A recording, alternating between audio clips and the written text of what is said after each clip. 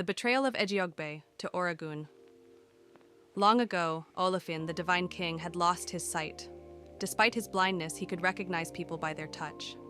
Oragun, one of his loyal sons, often visited him and was easily recognized by the leather jacket he always wore. One day, Oragun received a message from the Òrìṣàs instructing him to make a special offering, a goat to Esu in the wilderness, to remove a curse.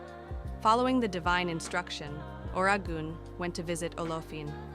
When he arrived, Oragun knocked on the door. "Who is it?" asked Olofin. "It is your son, father," replied Oragun. Olofin welcomed him in, running his hands over the familiar leather jacket to confirm it was him. "What brings you here, my son?" Olofin asked. "I have come to claim the gift you promised me," Oragun said. But Olofin, sensing it was not the right time, replied, "Come back another day."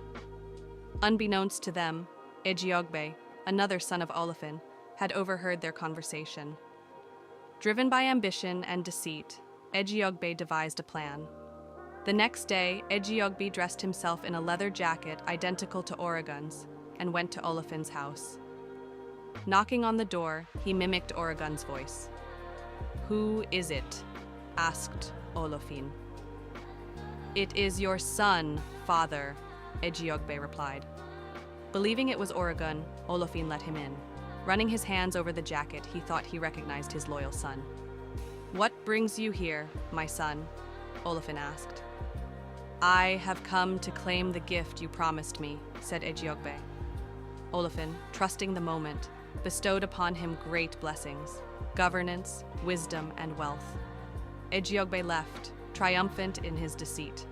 Later, Oragun returned, unaware of what had transpired. He knocked on the door, and Olofin once again welcomed him in. "What brings you here, my son?" Olofin asked.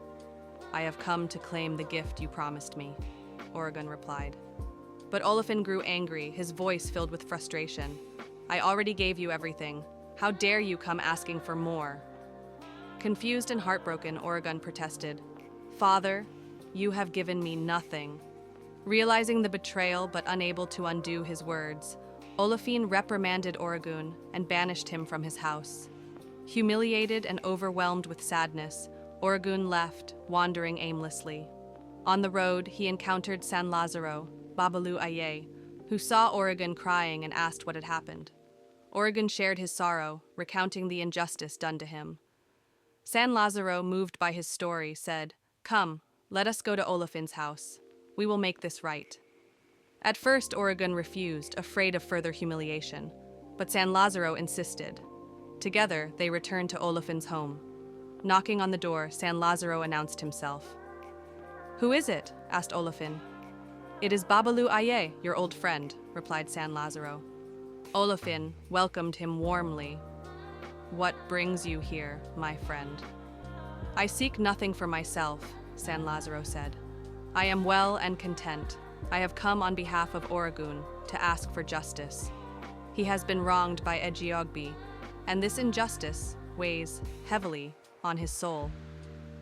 Olofin sighed deeply. "I cannot undo what has already been spoken. My word has been given, and I cannot take it back.